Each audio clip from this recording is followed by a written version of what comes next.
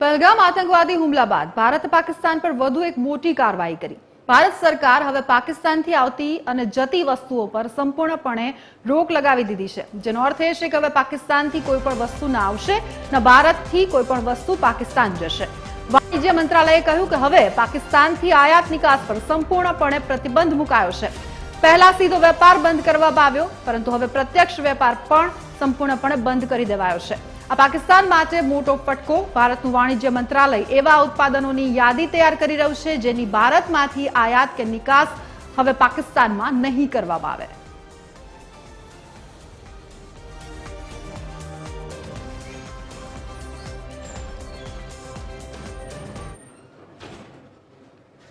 पहलगाम हुमला बाद भारत एक्शन मोडમાં જોવા મળી રહ્યું છે। ભારતે પાકિસ્તાન પર એક બાદ એક કડક કાર્યવાહી હાથ ધરી, ત્યારે હવે ભારત દરિયાઈ સુરક્ષાને ધ્યાનમાં રાખીને કડક આદેશ આપ્યા।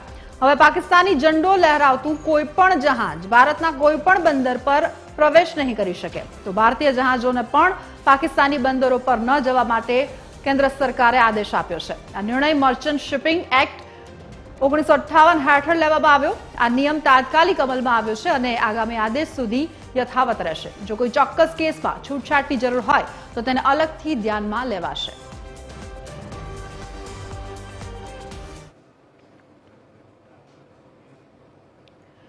ભારતે પાકિસ્તાનને વધુ એક ઝટકો આપ્યો। ભારતે તમામ પ્રકારની પોસ્ટલ અને પાર્સલ સેવાઓ પર પણ પ્રતિબંધ મૂક્યો। ભારત સરકારે પાકિસ્તાનથી હવાઈ અને જમીન માર્ગો થકી આવનારા તમામ પ્રકારના ટપાલ અને પાર્સલના વિનિમયને સ્થગિત કરવાનો નિર્ણય લીધો। હવે ભારત અને પાકિસ્તાન વચ્ચે પોસ્ટ અને પાર્સલ હવાઈ કે જમીન માર્ગે મોકલી કે પ્રાપ્ત નહીં કરી શકાય। પહેલગામમાં થયેલા આતંકવાદી હુમલા બાદ ભારત પાકિસ્તાન વિરુદ્ધ એક બાદ એક તમામ કડક પગલાં ભરી રહ્યું છે।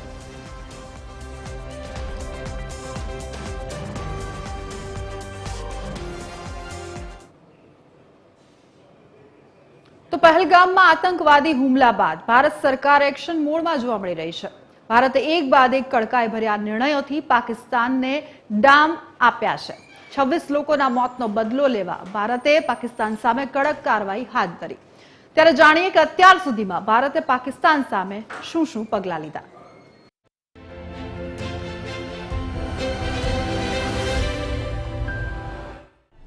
पाकिस्तान पर भारतनी कार्यवाही 23 एप्रिल 2025 सिंधु जल संधि अटकावी, अटारी वाघा बॉर्डर बंद करी, पाकिस्तानी नागरिकोना वीजा कर्या रद्द, पाकिस्तानी दूतावास बंद करवानो आदेश।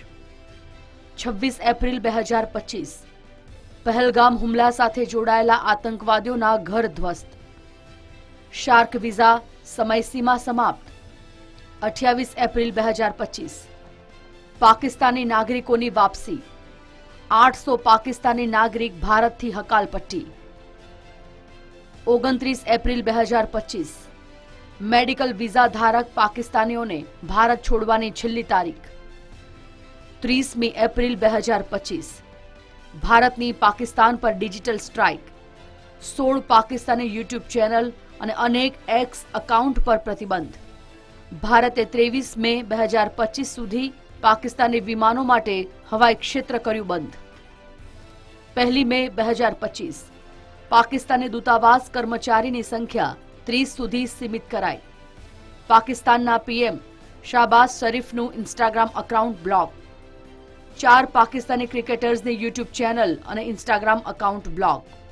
3 मे 2025 पाकिस्तान थी थती माल सामाननी आयात पर प्रतिबंध। पाकिस्तान साथेनी तमाम पोस्टल सेवा पर प्रतिबंध। भारतीय बंदरों पर पाकिस्तानी जहाजों प्रवेश पर प्रतिबंध।